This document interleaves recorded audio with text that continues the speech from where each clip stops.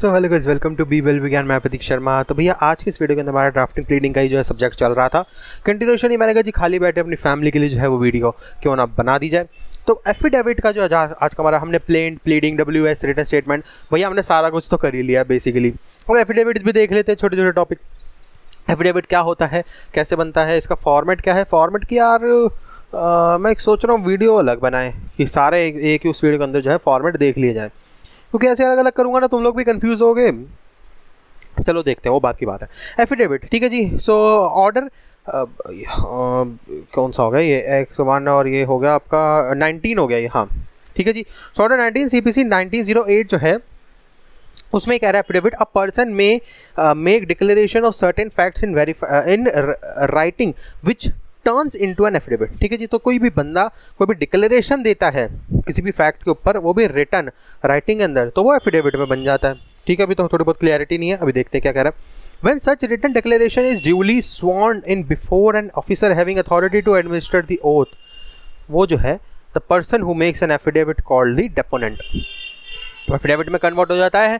और जो एफिडेविट देता है उसे हम क्या बोलते हैं, डेपोनेंट। तो मतलब कि कोई भी सर्टेन केस के फैक्ट से रिलेटेड अगर किसी ने कुछ भी डिक्लेरेशन दी है कि अरे भैया मैं तो वहाँ पर था, मैंने तो देखा है, मैंने तो ये करा है, वो करा है, मैं तो ये देखा, इसने लिए हैं पैसे, मेरे पास प्रूफ है, तो कुछ इस तरीके की चीज़ें कोई भी थर्ड पर्सन अगर यहाँ पर कुछ भी डिक्लेरेशन देता है या कोई भी बंदा जो है यहाँ पर डिक्लेरेशन देता है, वो भी रिटन में, सबसे इंपॉर्टेंट चीज़ रिटन में, तो वो जो है यहाँ पर एफिडेविट की फॉर्म ले लेती है और उसको एडमिनिस्ट्रेट जो ऑफिसर जो अथोराइज्ड है उसको करे वो एडमिनिस्टर, और उस बंदे को जो है वो डेपोनेंट कहा जाता है। ठीक है। अब काइंड्स ऑफ एफिडेविट, कितने कितने तरीकों के एफिडेविट जो है वो हो सकते हैं, देख लेते हैं।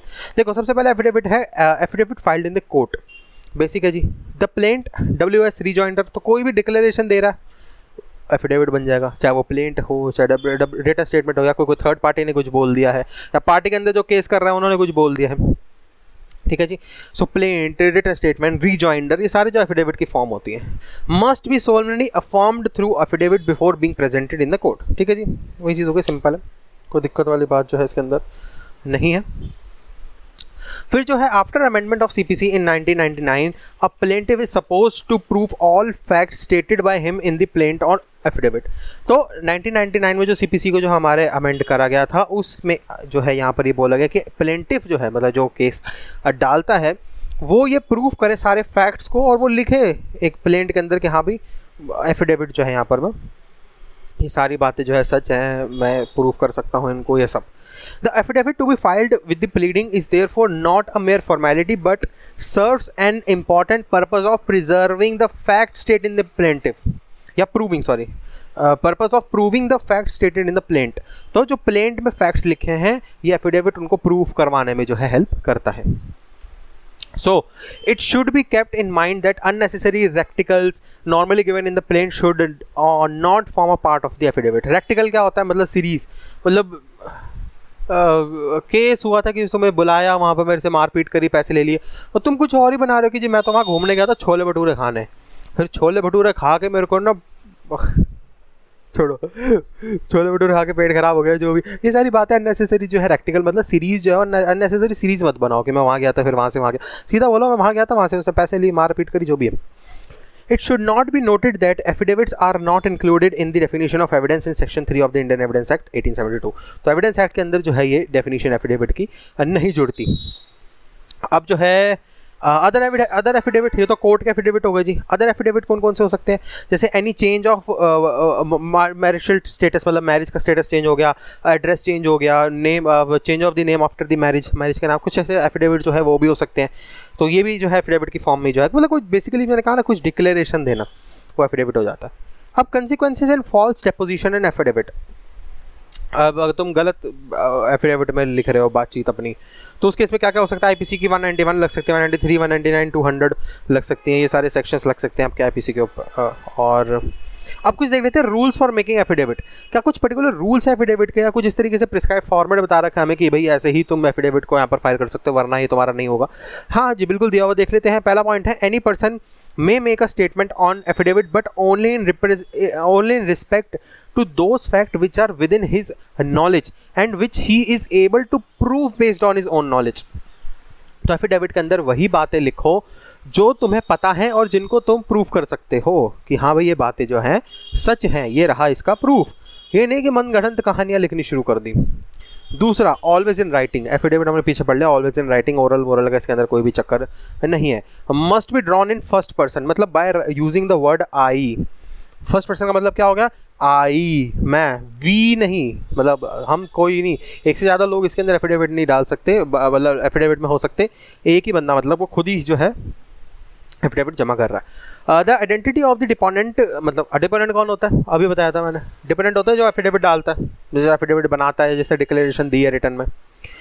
So the identity of the deponent must be explicitly disclosed by stating his name, father name, age, occupation, address। अब एफिडेविट का क्या फॉर्मेट है वो भी देखते हैं, या फिर मैं एक काम करूँगा एडिटिंग में ना, जो अपना एफिडेविट का फॉर्मेट है उसे लगाने की कोशिश करूँगा, ठीक है। Any place or person refers to in the affidavit must be specified with all particulars. कोई भी बंदा अगर एफिडेविट के अंदर तुम मेंशन कर रहे हो तो उस केस के अंदर उस बंदे की सारी इन्फॉर्मेशन भी मेंशन करो। must be duly signed and verified by the person making it।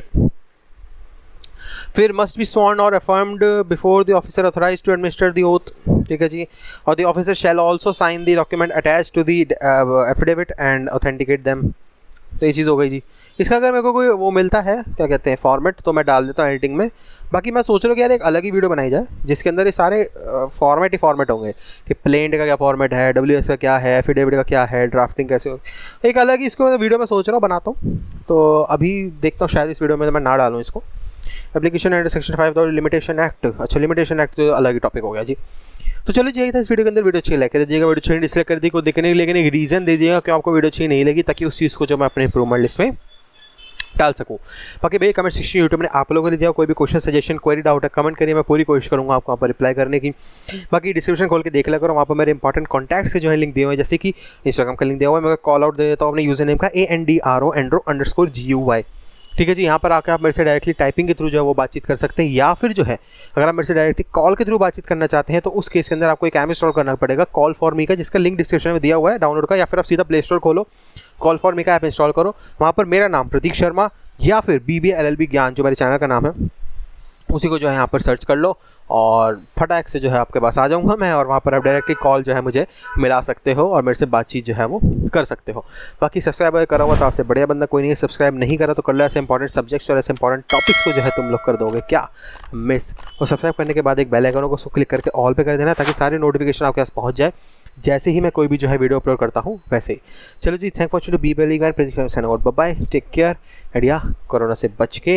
And limitation act तो नया ही सब्जेक्ट मतलब सब्जेक्ट इन द सेंस नया टॉपिक ही आ गया, तो इसको तो बाद में कवर करते हैं। चलो जी, बाय बाय।